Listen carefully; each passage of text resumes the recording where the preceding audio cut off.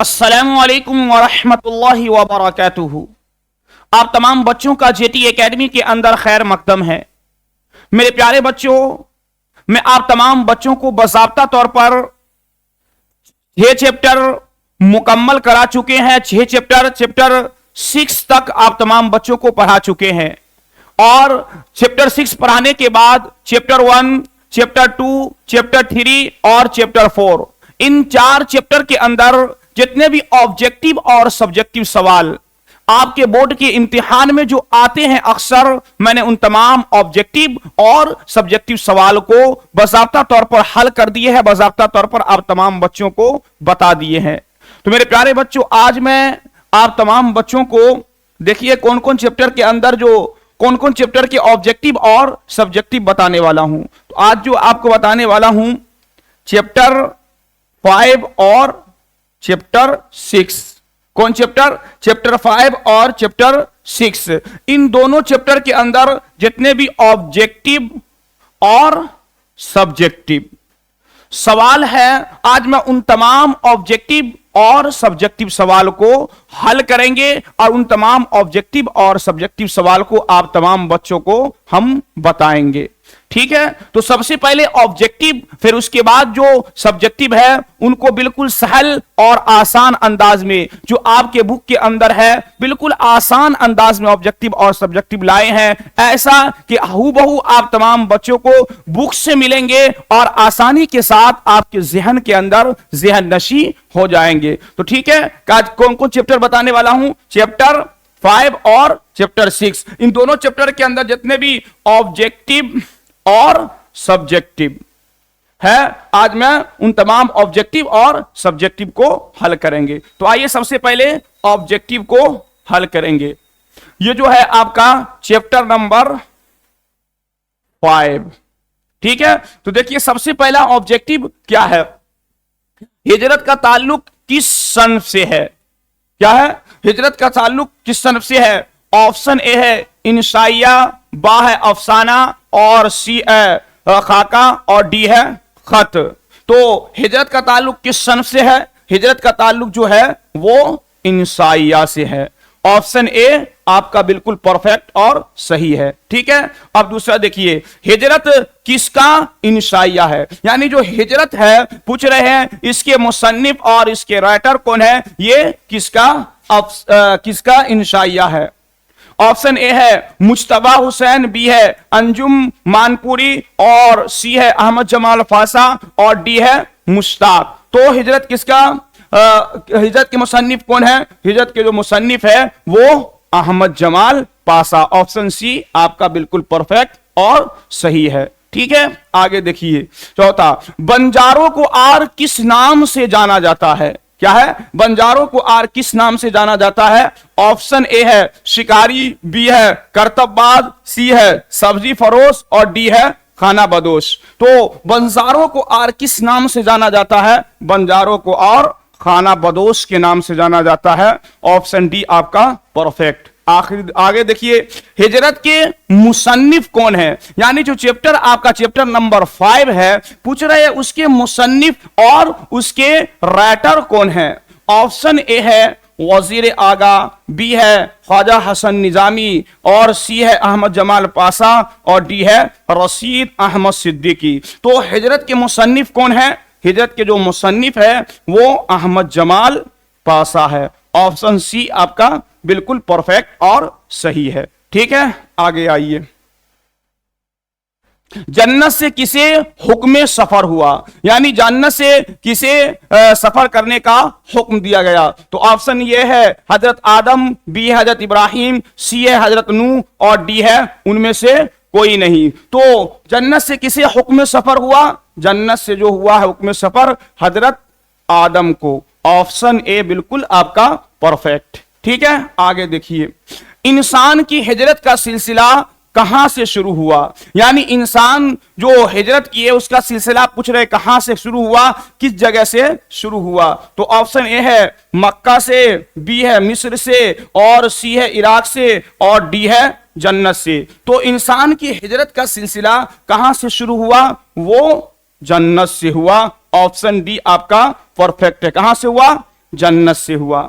ठीक है, इतना ही ऑब्जेक्टिव चैप्टर नंबर 5 के अंदर है। अब इसके बाद हम सब्जेक्टिव को हल करेंगे। सब्जेक्टिव आप तमाम बच्चे अच्छे तरीके से ज़हन नशी कीजिएगा और इसको अगर हो सके तो अपने अपने कॉपी के अंदर जरूर याद उतार कर इसको मश्क कीजिए और इसको याद कीजिएगा। ठीक है, अब हम सब्जेक्टिव हल करते हैं। देख क्या है, हिजरत का ताल्लुक किस सनफे अदब से है? क्या पूछ रहे हैं, हिजरत का ताल्लुक किस सनफ से अदब है? तो हिजरत का ताल्लुक जो है वो सनफे इंसाइया से है।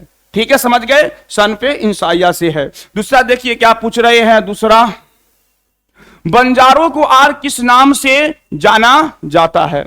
क्या है, बंजारों को और किस नाम से जाना जाता है? तो बंजारों को खाना बदोश के नाम से जाना जाता है। किस नाम से? खाना बदोश के नाम से बंजारों को जाना जाता है। ठीक है, आगे देखिए, हर मुल्क मास से क्या मुराद है? क्या पूछ रहे हैं, हर मुल्क मास से क्या मुराद है? उससे मुराद है सारी जमीन हमारी है, सारा मुल्क हमारा है।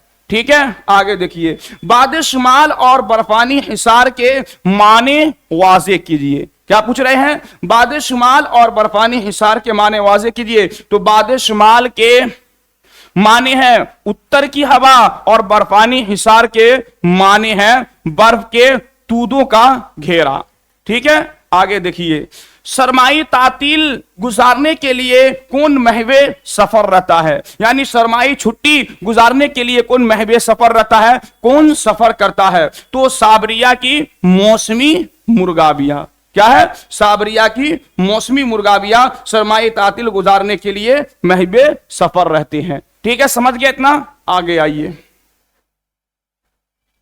किसके मुकाबले में मुहज्जब इंसान माजूर है? क्या पूछ रहे हैं, किसके मुकाबले में मुहज्जब इंसान माजूर है? तो खाना बदोश के मुकाबले में मुहज्जब इंसान माजूर है। किसके मुकाबले में? खाना बदोश के मुकाबले में मुहज्जब इंसान माजूर है। ठीक है, आगे देखिए, इंसाया हिजरत में कितने मुल्कों का नाम आया? क्या पूछ रहे हैं, इंसाया हिजरत में कितने मुल्कों का नाम आया है, उनका नाम लिखे। क्या पूछ रहे हैं, इंसाया हिजरत में कितने मुल्कों का नाम आया है, उनका नाम लिखे। तो देखिए 3 मुल्कों का नाम आया। कितने मुल्कों का? 3 मुल्कों का नाम आया है। पहला है अरब, दूसरा है यूरोप और तीसरा है अमेरिका। कौन कौन है? पहला अरब, दूसरा यूरोप और तीसरा अमेरिका। इंशाया मुल्कों में इंशाया हिजरत में 3 मुल्कों का नाम आया है। पहला अरब, दूसरा यूरोप और तीसरा अमेरिका है। ठीक है, समझ गए? आगे देखिए, मगरिब को किसकी अलामत कहा गया है? यानी मगरिब जो है, मगरिब क्या, मगरिब को किसकी अलामत कहा गया है? तो मगरिब को गुलामी की अलामत कहा गया है। किसको कहा गया है? मगरिब को किसकी अलामत कहा गया है? तो मगरिब को गुलामी की अलामत कहा गया है। ठीक है, आगे देखिए, जन्नत से किसे हुक्म सफर हुआ? क्या पूछ रहे हैं, जन्नत से किसे हुक्म सफर हुआ? तो इब्ने आदम को, आदम अलैहिस्सलातु वस्सलाम को जन्नत से हुक्म सफर हुआ था। ठीक है, आगे देखिए, इंसान की आखिरी हिजरत कौन सी है? यानी इंसान की सबसे आखिरी हिजरत जो है, पूछ रहे हैं वो कौन सी है? तो इंसान की आखिरी हिजरत जो है वो मौत। अगर इंसान दुनिया में रहकर, जिंदगी में रहकर हिजरत करे या ना करे, लेकिन जब उसकी मौत आ जाएगी तो उसको इस दुनिया को छोड़कर अल्लाह तबारक व तआला के पास जाना है, यानी उसको हिजरत करना ही है। ठीक है, ये हो गया आपका चैप्टर नंबर 5। इसके अंदर जितने भी ऑब्जेक्टिव और सब्जेक्टिव थे हम तमाम बच्चों को बता दिए हैं। अब तमाम बच्चों इसको अपने कॉपी पर नोट कीजिए या अच्छी तरीके से अपने ज़हन नशी कीजिए। अब चैप्टर नंबर 6 को हल करेंगे। ठीक है, यह है आपका चैप्टर नंबर 6। कौन सा चैप्टर है? Chapter number 6। देखिए क्या है, सबसे पहला, बागो बहार का ताल्लुक किस सनफ से है? क्या पूछ रहे हैं, बागो बहार का ताल्लुक किस सनफ से है? ऑप्शन अलीफ है दास्तान, बी है मजमून, सी है खुतूत और डी है इंसाइया। तो बागो बहार का ताल्लुक किस सनफ से है? बागो बहार का ताल्लुक जो है वो इंसाइया से है। किस सनफ से है? इंसाइया से है। आगे देखिए, बागो बहार किसकी तसनीफ है, यानी बागो बहार नाम की जो किताब है, पूछ रहे उसके राइटर और मुसन्निफ का नाम क्या है, यानी वो किसकी तसनीफ है। तो बागो बहार किसकी तसनीफ है? ऑप्शन अलीफ है मीर वाजिद, और बा है मोहम्मद कासिम, और जी में मीर अमन, और दाल है बहादुर अली। तो बागो बहार किसकी तसनीफ है? बागो बहार जो है ये मीर अमन देहलवी की तसनीफ है। ऑप्शन जी आपका परफेक्ट। आगे देखिए नंबर 3, बागो बहार कहां लिखी गई, यानी बागो बहार नाम की जो किताब है, पूछ रहे इसको किस कॉलेज के अंदर, किस सूबा, किस मुल्क के अंदर इसको लिखा गया। बागो बहार कहां लिखी गई? ऑप्शन अलीफ है फोर्ट विलियम कॉलेज, बा है अलीगढ़ कॉलेज, जीम है दिल्ली कॉलेज, और दाल है गया कॉलेज। तो बागो बहार कहां लिखी गई थी? बागो बहार जो है फोर्ट विलियम कॉलेज में लिखी गई थी। ऑप्शन ए आपका बिल्कुल अलिफ परफेक्ट है। ठीक है, आगे देखिए 5वां, बागो बहार किस किताब का तर्जमा है, यानी बागो बहार जो किताब है, पूछ रहे हैं ये किस किताब का तर्जमा है। ऑप्शन अलिफ है चार दरवेश, बा है इखलाक मोहसिनी, जीम है गंज खूबी, और दाल है दस्ताने इबरत। तो बागो बहार किस किताब का तर्जमा है? बागो बहार जो है ये चार दरवेश का तर्जमा है। ऑप्शन अलिफ आपका बिल्कुल परफेक्ट। ठीक है, आगे देखिए 6, बागो बहार पर मुसन्निफ को कितने रुपये का इनाम मिला था, यानी बागो बहार नाम की जो किताब है, जब इसको मुसन्निफ ने लिखा था तो इसको कितने रुपये का इनाम दिया गया था। देखिए ऑप्शन अलिफ है 400, बी है 500, जीम है 600, और दाल है 700। तो बागो बहार किताब लिखने पर मुसन्निफ को कितना रुपया दिया गया था? 500 रुपया। ऑप्शन बा आपका परफेक्ट। ठीक है, आगे देखिए 6, बागो बहार किताब किस साल मुकम्मल हुई, यानी बागो बहार नाम की जो किताब है, पूछ रहे जब इसको लिखना शुरू किया तो कौन से साल में जाकर ये मुकम्मल हुआ था। ऑप्शन अलीफ है 1800, बा है 1801, जी में 1802, और दाल है 1803। तो बागो बहार किताब किस साल मुकम्मल हुई थी? बागो बहार जो है यह 1801 में मुकम्मल हुई थी। ऑप्शन बा आपका परफेक्ट। ठीक है, आगे देखिए 7वां, बागो बहार में कितनी दरवेशों के वाकयात को बयान किया गया है। क्या पूछ रहे हैं? बागो बहार में कितने दुर्वेशों के वाकयात को बयान किया गया है। ऑप्शन अलीफ है 2, बा है 3, और जीम है 4, और दाल है 5। तो बागो बहार में कितने दुर्वेशों के वाकयात को बयान किया गया है? 4 दुर्वेशों के वाकयात को बयान किया गया है। ऑप्शन जीम आपका बिल्कुल परफेक्ट है। ठीक है, आगे देखिए नंबर 8, किसके ख्वाहिश पर मीर अमन ने बागो बहार जैसी किताब का तर्जमा किया, यानी बागो बहार किताब जो है कौन सी शख्सियत ने, कौन सा आदमी ने मीर अमन देलवी को कहा कि इसका तर्जमा लिखो। देखिए क्या है। ऑप्शन अलीफ है गुलक्रिस्ट, बा है बहादुर अली, जीम है कासिम खां, और दाल है अली खां। तो किसके ख्वाहिश पर मीर अमन ने बागो बहार जैसी किताब लिखी? गुलक्रिस्ट के कहने पर बागो बहार जैसी किताब उन्होंने किताब का तर्जमा किया था। ठीक है, ऑप्शन अलीफ परफेक्ट है। आगे देखिए 9वां, शहजादे के वालिद और मलिक सादिक के दरमियान क्या रिश्ता था। जब हम चैप्टर पढ़ा रहे थे उस वक्त आपको बताए थे कि शहजादे के वालिद और मलिक सादिक के दरमियान क्या रिश्ता था। अगर चैप्टर नहीं अब तक देखे हैं, चैप्टर को नहीं पढ़े हैं, नहीं सुने हैं, तो जरूर जाकर चैप्टर नंबर 6 को पढ़िए, उसको देखिए, खुद ब खुद आपको हर एक चीज अच्छे से आसानी के साथ समझ में आ जाएगा। क्या है? शहजादे के वालिद और मलिक सादिक के दरमियान क्या रिश्ता था। ऑप्शन अलीफ है दोस्त, बा है भाई, जीम है चचा, और दाल है खालू। तो शहजादे के वालिद और मलिक सादिक के दरमियान क्या रिश्ता था? दोस्ती का। ऑप्शन ए बिल्कुल परफेक्ट है आपका। ठीक है, आगे आइए 10वां, शहजादे फकीर को कितना अशरफिया देता है, यानी फकीर जो था शहजादे जब गुलबदन लड़की की तलाश में निकले थे तो रास्ते में जो फकीर मिला था उसको कितने अशरफिया दिया था। तो शहजादे फकीर को कितनी अशरफिया देता है? ऑप्शन अलीफ है 1, बा है 2, जीम है 3, और दाल है 4। तो शहजादे फकीर को कितने अशरफिया देता है? 1। ऑप्शन अलीफ आपका बिल्कुल परफेक्ट। ठीक है, आगे आइए।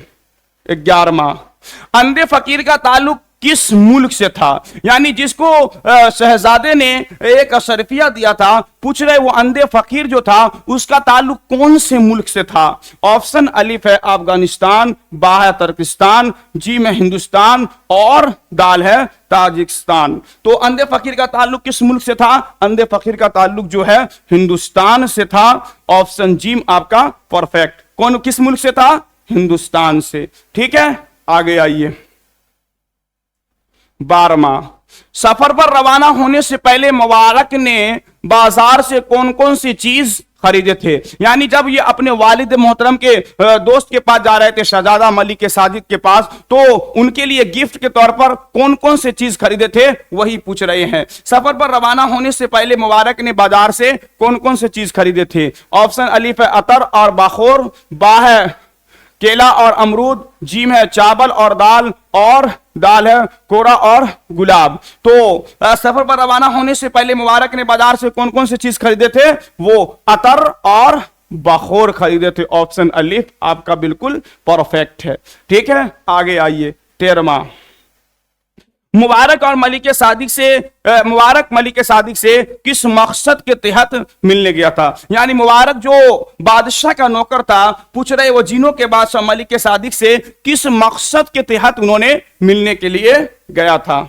देखिए, ऑप्शन अलिफ है 40वां बंदर, बा है हिफाजत और सा है माले मदद और दाल है हुकूमत। तो उन्होंने किस मकसद के तहत मिलने गया था? 40वां बंदर के तहत। ठीक है, 14वां देखिए, मलिक सादिक ने शहजादे की मदद के लिए कौन सी शर्त रखी थी? यानी मलिक सादिक ने शहजादे की मदद के लिए कौन सी शर्त रखी थी? जब शहजादा मलिक सादिक के पास गया था अपने चचा के जुल्म को बयान करने के लिए, तो उन्होंने कौन सी शर्त रखी थी? देखिए, ऑप्शन ए है गुल बदन की तलाश, बा है शहजादी की तलाश, जीम है बीबी की तलाश और दाल है जिन की तलाश। तो मलिक सादिक ने शहजादा की मदद के लिए कौन सी शर्त रखी थी? गुल बदन की तलाश, यानी लड़की थी हसीनो जमील, उसकी तलाश की शर्त रखी थी और कहा था इसमें खयानत तुमको नहीं करना है। 15वां देखिए क्या है, मीर अमन की पैदाइश कहां हुई थी? यानी मीर अमन देहलवी जो है, पूछ रहे इसकी पैदाइश कौन से शोबा और उसकी पैदाइश किस जगह हुई थी? ऑप्शन अलिफ है लखनऊ, बा है इलाहाबाद, जीम है दिल्ली और दाल है कानपुर। तो मीर अमन की पैदाइश कहां हुई थी? इनकी पैदाइश दिल्ली में हुई थी। ऑप्शन जीम आपका बिल्कुल परफेक्ट। ठीक है, आगे आइए। 16वां, किस साल मीर अमन का तकर्रुर फोर्ट विलियम कॉलेज में हुआ था? क्या पूछ रहे हैं? किस साल मीर अमन का तकर्रुर फोर्ट विलियम कॉलेज में हुआ था? ऑप्शन अलिफ है 1800, बा है 1801 और जी में 1802 और दाल है 1803। तो किस साल मीर अमन का तकर्रुर फोर्ट विलियम कॉलेज में हुआ था? 1801 में। ऑप्शन बा आपका बिल्कुल परफेक्ट है। ठीक है, आगे आइए। 17वां, मीर अमन को महाना कितना मिलता था? यानी मीर अमन जो फोर्ट विलियम कॉलेज में पढ़ाते थे, तो पूछ रहे इसको महीना में कितने रुपया, कितने सौ रुपया इनको मिलता था या कितने रुपया इनको महीना मिलता था? ऑप्शन अलीफ है 20 रुपया, बा है 30 रुपया, जीम है 40 रुपया और दाल है 50 रुपया। तो मीर अमन को महाना कितना मिलता था? मीर अमन को महाना जो है 40 रुपया मिलता था। ऑप्शन जीम बिल्कुल परफेक्ट। 18वां, मीर अमन की शोहरत किस किताब से हुई थी? यानी मीर अमन देहलवी जो है, पूछ रहे इनकी शोहरत, इनका चर्चा कौन सी किताब लिखे थे जिससे इनका चर्चा खूब हो रहा था? ऑप्शन अलिफ है बागो बहार, बा है अखलाके मोहसनी, जी में गंज खूबी और दाल है उनमें सब। तो मीर अमन की शोहरत किस किताब से हुई थी? इनकी शोहरत बागो बहार नाम की जब किताब लिखे थे, तो इनकी शोहरत बहुत ज्यादा और इनका चर्चा बहुत ज्यादा होने लगा था। ठीक है, आगे आइए। 19वां, बागो बहार किस साल तबाह हुई? यानी बागो बहार जो किताब है, पूछ रहे इसको किस साल मुकम्मल किया गया, कौन साल इसको पूरे मुकम्मल तौर पर लिखा गया? ऑप्शन अलिफ है 1802 या 1803, जी में 1804 या दाल है 1805। तो बागो बहार किस साल तबाह हुई थी? बागो बहार जो है वो 1804 में तबाह हुई थी, यानी 1804 में ये शाये हुई थी। ठीक है, लिखा कब गया था? 1801 में, और ये शाये कब हुआ? 1804 में। यहां पर इसको अच्छे तरीके से याद रखना है। आगे आइए, 20वां सबसे आखिरी ऑब्जेक्टिव, मीर अमन का तखल्लुस क्या था? तखल्लुस किसे कहते हैं? मैं बजाबता तौर पर बता दिया हूं, शायर जो अपने नाम के आखिर में जो नाम एक छोटा सा लगाता है उसी को तखल्लुस कहते हैं। तो तखल्लुस क्या था? अलिफ ऑप्शन है लुत्फ, बा है अत्फ, जीम है शाद, और दाल है कासिर। तो मीर अमन का तखल्लुस क्या था? इनका तखल्लुस लुत्फ था। ऑप्शन अलीफ बिल्कुल आपका परफेक्ट। इतने ही ऑब्जेक्टिव आपके चैप्टर नंबर 6 के अंदर पूछे गए हैं। अब हम सब्जेक्टिव को अब हल करेंगे। इसके अंदर जो चैप्टर नंबर 6 के अंदर जो मेरे प्यारे बच्चे सब्जेक्टिव है वो बहुत ही अहम, इसमें से 5-6 आपके इम्तिहान में आए जाएंगे, इसलिए इसको अच्छी तरह कॉपी पर नोट करना है, लिखना है और अच्छे तरीके से इसको याद करना, ज़हन नशी करना है। ठीक है, आइए अब हम ऑब्जेक्टिव को बाद सब्जेक्टिव हल करते हैं। सबसे पहला क्या है? बागो बहार का ताल्लुक किस सन से है? क्या पूछ रहे हैं? बागो बहार का ताल्लुक किस सन से है? तो बागो बहार का ताल्लुक जो है वो दास्तान से है। किस सन से है? दास्तान से है। दूसरा, बागो बहार किस की तसनीफ है? क्या पूछ रहे हैं? बागो बहार किसकी तसनीफ है? तो बागो बहार जो है वो मीर अमन देहलवी की तसनीफ है, यानी मीर अमन देहलवी ने बागो बहार नाम की जो किताब है उसको लिखा है। आगे देखिए, तीसरा, बागो बहार कहां लिखी गई थी? यानी बागो बहार नाम की जो किताब है, पूछ रहे थे इसको कहां लिखा गया था? तो बागो बहार जो है फोर्ट विलियम कॉलेज में लिखी गई थी। कहां लिखी गई थी? ये फोर्ट विलियम कॉलेज में बागो बहार नाम की किताब जो है उसको मीर अमन देहलवी ने लिखा था। ठीक है। चौथा, बागो बहार किस किताब का तर्जमा है? यानी बागो बहार जो किताब है वो किसी किताब का तर्जमा है। वही पूछ रहे बागो बहार किस किताब का तर्जमा है? तो बागो बहार जो है किस्सा-ए चार दरवेश का ये तर्जमा है। ठीक है, समझ गया इतना? आगे आइए, छठा, बागो बहार पर मुसन्निफ को कितने रुपया का इनाम मिला था? क्या पूछ रहे हैं? जब बागो बहार नाम की मुसन्निफ ने किताब लिखे थे तो पूछ रहे हैं उसको लिखने पर उनको कितने रुपये का इनाम मिला था? तो 500। कितना? 500 रुपये का इनाम मिला था। कितने रुपये का इनाम मिला था इनको? 500 रुपये का इनाम मिला था। ठीक है, आगे देखिए, सातवां, बागो बहार किस सन में इशात बताइए? यानी बागो बहार पूछ रहे हैं कि किस सन में इनकी इशात हुई, यानी किस सन में ये शाये हुआ? तो बागो बहार जो है ये सन इशात इनकी जो है 1804 में है। कितने में है? 1804 में ये शाये हुए थे। ठीक है। आठवां, बागो बहार में कितनी दरवेश के वाकयात को बयान किया गया है? क्या पूछ रहे हैं? बागो बहार के नाम की जो किताब है, पूछे बागो बहार में कितने दरवेशों के वाकयात को बयान किया गया है? तो बागो बहार में कितने? 4 दरवेश के वाकयात को बयान किया गया है।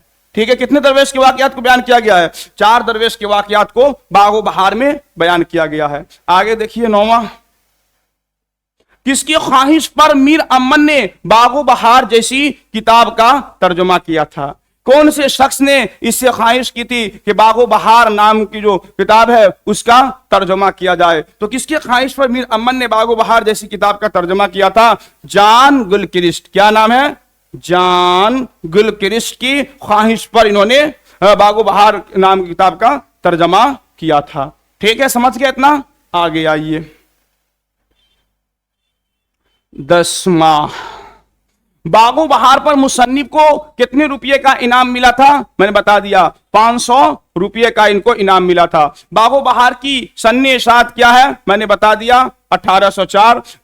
बागो बहार में कितने दरवेशों के वाकयात को बयान किया गया है? इसमें 4 दरवेश के वाकयात को बयान किया गया है। फिर से दोबारा आ गया, दोबारा भी बता देते, कोई दिक्कत नहीं है। किसके ख्वाहिश पर मीर अमन देहलवी ने बागो बहार जैसी किताब का तर्जुमा किया? जॉन गिलक्रिस्ट के ख्वाहिश पर मीर अमन ने उस किताब का तर्जुमा किया था। ठीक है, आगे आइए, अब देखिए, ये जो है आपके 3 नंबर का पूरे सवाल है, इसको भी अच्छी तरीके से सेहन नशी करना है। इसमें से भी अक्सर आपको सवाल आपसे पूछे जाएंगे। ठीक है, देखिए क्या है, पूछ रहे हैं, सफर पर रवाना होने से पहले मुबारक ने बाजार से कौन कौन सी चीज खरीदी थी। यानी जब सफर पर रवाना होने से पहले मुबारक जब शहजादों को लेकर मलिक सादी के पास जाने वाले थे तो कौन कौन सी चीज उन्होंने खरीदा था। देखिए क्या क्या खरीदा था। सफर पर रवाना होने से पहले मुबारक ने बाजार से अतर और बाखोर और जो कुछ मलिके सादिक के लिए मुनासिब समझा वो सब खरीदा। क्या क्या खरीदा था। सफर पर रवाना होने से पहले मुबारक ने कौन कौन सी चीज खरीदे थे। तो सफर पर रवाना होने से पहले मुबारक ने बाजार से अतर, देखिए क्या है अतर, उसके बाद है बखोर और जो कुछ मलिक सादिक के लिए मुनासिब समझा वो सब उन्होंने खरीदा था। ठीक है, समझ गया इतना। आगे आइए,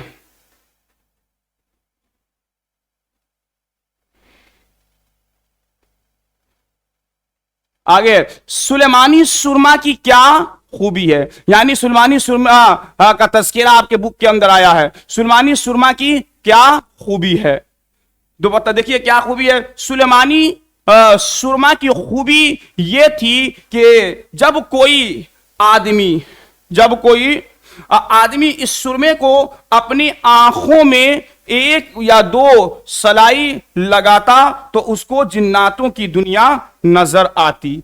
क्या है सुलेमानी सुरमा की खूबी क्या है। सुलेमानी सुरमा की खूबी यह है कि जब कोई आदमी या कोई इंसान उसको उस सुरमा को अपने आंखों में 1 या 2 सलाई लगाते तो उसके जिन्नातों की दुनिया नजर आने लगता, यानी जिन्नात उसको नजर आने लगता, जिन्नात उसको देखने लगता। ठीक है, आगे देखिए, मुबारक और मलिक सादिक से किस मकसद के तहत मिलने गए थे। यानी मुबारक मलिक सादिक से किस मकसद के तहत उनसे मिलने गए थे, किस मकसद के तहत उनसे मुलाकात करने गए थे। ठीक है, देखिए क्या, मुबारक ने मलिक सादिक से मिलने के लिए इस मकसद से गया था कि शहजादे को उसके चचा के जुल्म से नजात दिलाए, और क्योंकि उसके चचा ने उसके बाप का माल हड़प लिया था और उसका जान मारना चाहता था।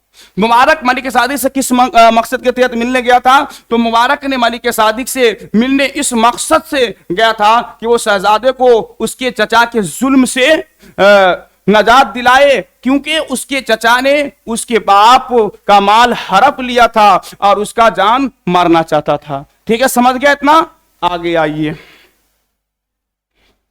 पूरे मुल्क में फकीर की बेटी की शोहरत क्यों थी। क्या पूछ रहे हैं, पूरे मुल्क में फकीर की बेटी की शोहरत क्यों थी। यानी पूरे मुल्क के अंदर जो फकीर थे उसकी बेटी की चर्चा और उसकी बेटी की शोहरत क्यों हो रही थी। तो देखिए क्यों हो रही थी। पूरे मुल्क में फकीर की बेटी की शोहरत इसलिए थी कि अगरचे वो फकीर की बेटी थी लेकिन इस कदर खूबसूरत थी कि हुस्न जमाल में उसकी कोई सानी नहीं थी और इस वजह से उसकी शोहरत थी।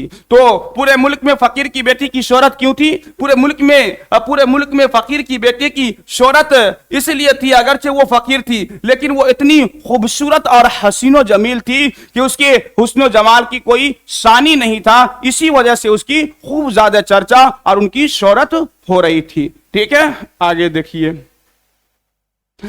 फकीर ने अशरफी लेकर शहजादे से क्या कहा था। फकीर यानी जो फकीर को शहजादे ने अशरफिया दिया था, तो फकीर ने अशरफी लेकर शहजादे से क्या कहा था। तो फकीर ने अशरफी लेकर शहजादे से कहा कि दाता खुदा तेरा भला करे, तू शायद मुसाफिर है, इस मुल्क का नहीं है, और उसको बहुत सारी दुआएं दी। तो फकीर ने अशरफी लेकर शहजादे से क्या कहा। फकीर ने अशरफी लेकर शहजादे से कहा कि दाता खुदा तेरा भला करे, तू शायद इस मुल्क का नहीं है, और उसको बहुत सारी दुआएं दी कि अल्लाह ताला तेरा भला करे, जिस मकसद के तहत तू निकला है अल्लाह ताला उस मकसद में तेरा कामयाबी और कमरानी मिले। ठीक है, आगे देखिए, मलिक सादिक ने शहजादा की मदद के लिए कौन सी शर्त रखी थी। यानी मलिक सादिक ने जिन्नात के जो बादशाह थे, जब शहजादा और मुबारक मलिक सादिक से पास गए तो कहा कि तुम्हारे चचा का जो जुल्म है उससे तो नजात हम दिला देंगे, लेकिन मेरा शर्त है, उस शर्त को तुमको पूरा करना पड़ेगा। देखिए कौन सी शर्त लगाए थे मलिक सादिक ने शहजादे की मदद के लिए। शर्त रखी कि मेरा भी एक काम है, अगर तूने उस काम को पूरा कर दिया और उसमें खयानत नहीं की तो मैं तुम्हारे जरूर मदद करूंगा और तुम्हारे चचा के जुल्म से नजात दिलाऊंगा। वो शर्त ये थी कि तुम्हें इस लड़की को तलाश करना है। यानी इस एक लड़की का फोटो लेकर मलिक सादिक ने मुबारक को और शहजादों को दिया, शहजादों को कि तुम इस लड़की का फोटो लो, इसको तलाश करना है, उसकी बहुत ज्यादा हुस्नो जमाल है, उसकी खूबसूरती देखकर तुम उसकी तरफ माइल ना हो जाना, उसमें खयानत ना कर देना। अगर तुम इसको तलाश करके ला देते हो तो तुम्हारे चचा का जो जुल्म है उस जुल्म से तुम्हें हम नजात दिला देंगे। जो मुल्क पर कब्जा कर रखा है उस मुल्क को भी तुम्हारे पास हम लौटा देंगे। ठीक है, आगे देखिए। बस इतना ही ऑब्जेक्टिव और सब्जेक्टिव जो है आपके चैप्टर नंबर 5 और चैप्टर नंबर 6 के अंदर थे, जो मैंने आप तमाम बच्चों को बताया। आखिर में मैं आप तमाम बच्चों से यही आग्रह, यही रिक्वेस्ट करते हैं कि आप जेटी एकेडमी को ज्यादा से ज्यादा लाइक करें, सब्सक्राइब करें, कमेंट करें। और मेरे पढ़ाने में अगर कोई बात आपको समझ में ना आए, कोई बात ऐसी है जो आपके जहन में ना घुसे, तो फौरन आप कमेंट करके बताइए सर ये बात समझ में नहीं आ रही है। इंशाअल्लाह उसको और सहल आसान अंदाज में आप तमाम बच्चों को बताया जाएगा। आज के लिए इतना ही। अस्सलामु अलैकुम व रहमतुल्लाहि व बरकातुहू। सर